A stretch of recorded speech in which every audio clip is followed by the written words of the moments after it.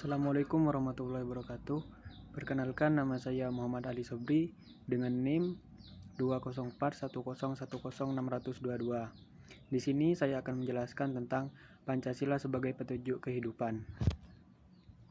Pancasila sebagai kehidupan berbangsa dan beragama tentunya harus dijadikan pijakan oleh umat beragama di Indonesia dalam setiap bertindak dan berbuat di antara semasa umat beragama yang lain.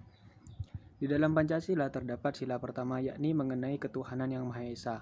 Makna ketuhanan ini sejatinya harus dipahami sebagai perwujudan nilai-nilai toleransi, persaudaraan, dan kerukunan antar umat beragama.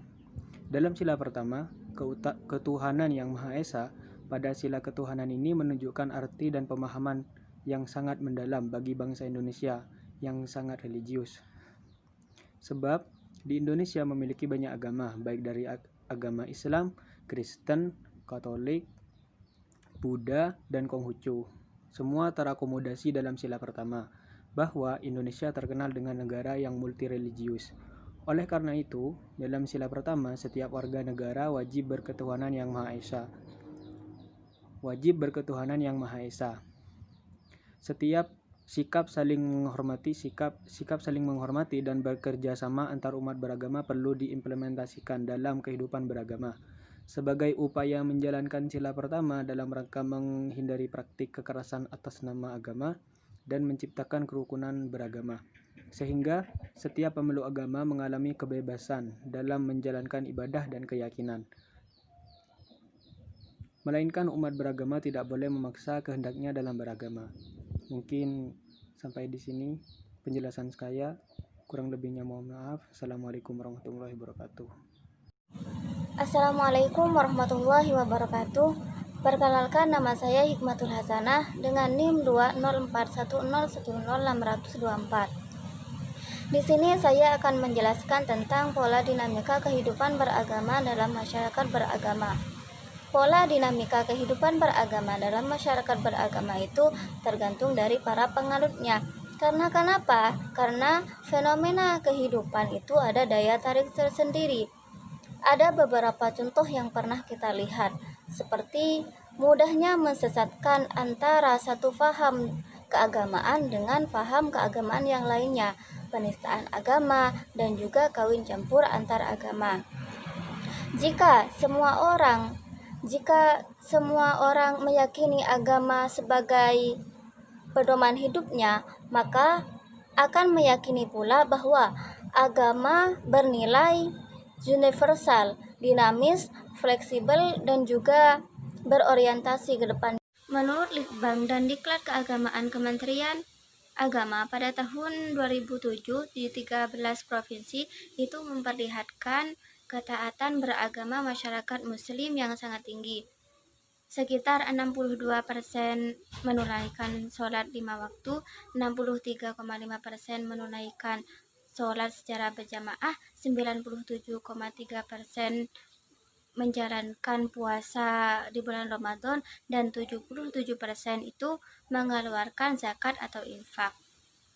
Nah, ini menunjukkan bahwa masyarakat Indonesia adalah masyarakat beragama dengan berbagai intensitas menjalankan ibadahnya. Mungkin itu saja dari saya. Assalamualaikum warahmatullahi wabarakatuh. Baik, selanjutnya dengan saya Muhammad Firdatul Rahman dengan nomor induk mahasiswa 204101060026 akan menjelaskan pandangan masyarakat terhadap dinamika kehidupan beragama dalam masyarakat Pancasila. Jika Kara menegaskan bahwa ketuhanan yang Maha Esa merupakan segala sila, eksistensi manusia dan eksistensi yang lain senantiasa berelasi dan tergantung pada pengertian sila pertama. Jika adanya manusia berupa cinta dan kasih sayang, maka Tuhan pastilah merupakan Maha Cinta Kasih. Dengan demikian, eksistensi manusia dalam hidup berupa nilai-nilai Pancasila akan membawa kedamaian, ketentraman, dan penuh kasih sayang antar sesama manusia, dengan tujuan agar Tuhan pun mencintai manusia.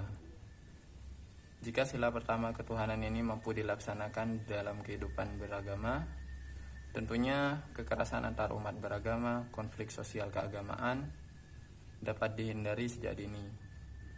Pemahaman sila pertama sangatlah signifikan bagi manusia Indonesia untuk mencapai kebebasan beragama dan berkeyakinan dalam menjalankan ritual ibadah. Manusia Indonesia yang beriman dan bersungguh-sungguh tidak mungkin melakukan penganiayaan umat beragama dan pembakaran rumah ibadah bagi agama yang lain. Kebebasan beragama juga sedikit dijelaskan dalam Deklarasi Universal 1948 tentang hak asasi manusia. Dalam pasal 18, deklarasi ini sangat mempengaruhi Kovenan 1966 tentang hak ekonomi, hak sosial, dan hak budaya. Kovenan 1966 tentang hak sipil dan politik, perjanjian regional, dan deklarasi tentang penghapusan bentuk intoleransi dan diskriminasi berdasarkan agama atau kepercayaan. Pasal ini berbunyi setiap orang memiliki hak atas kebebasan berpikir, berkeyakinan, dan beragama. Hak meliputi kebebasan untuk mengubah agama atau kepercayaannya, dan kebebasan baik sendiri atau dalam bersama dengan orang lain, hak secara publik maupun pribadi untuk memanifestasikan agama dan kepercayaannya dalam pengajaran, praktek ibadah, dan ketaatan. Persoalannya secara filosofis yang perlu dipertanyakan adalah apakah negara dan warga negara Indonesia saat ini sudah benar-benar mengaktualisasikan prinsip ketuhanan dalam kehidupan. Sebab nyatanya intoleransi beragama di Indonesia masih saja terjadi. Contohnya pendirian rumah ibadah GKI Yasmin di Bogor, Jawa Barat yang mendapat pertentangan dari masyarakat sekitar karena perbedaan agama yang menyebabkan terjadinya gesekan antar umat beragama di sana. Assalamualaikum warahmatullahi wabarakatuh. Perkenalkan, nama saya Hurmatul Bariroh dengan NIM 202101060028. Di sini saya akan melanjutkan pembahasan tentang pandangan masyarakat terhadap dinamika kehidupan beragama dalam masyarakat Pancasila. Umat beragama yang memiliki Tuhan dan mematuhi sila pertama, yakni ketuhanan yang Maha Esa, tentunya harus memiliki sikap menghargai adanya agama yang berbeda-beda. Dalam nilai sila pertama inilah umat beragama di Indonesia harus mengamalkan nilai-nilai ketuhanan sebagai pancaran ilahi untuk mengakui dan menghargai kebebasan beragama umat yang lain. Kebebasan kehidupan beragama menjadi suatu hak asasi manusia yang seharusnya sudah mendapat perlindungan dari pemerintah pusat, termasuk dari institusi lembaga keagamaan.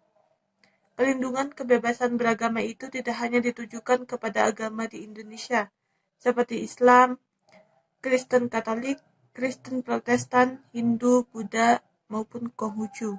Oleh karena itu, pemerintah pusat harus memberikan perlindungan umat beragama dalam menjalankan keyakinan dalam beribadah.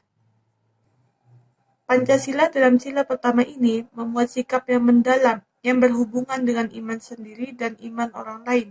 Iman ini bisa diwujudkan keluar dalam tindakan dan sikap menghargai iman orang lain serta menjaga harmonitas kehidupan beragama bagi pemeluk yang lain. Iman ini memancarkan sikap kasih sayang terhadap orang lain. Cinta kasih pada Tuhannya harusnya dipancarkan juga kepada cinta kasih terhadap sesama umatnya yang berbeda keyakinan.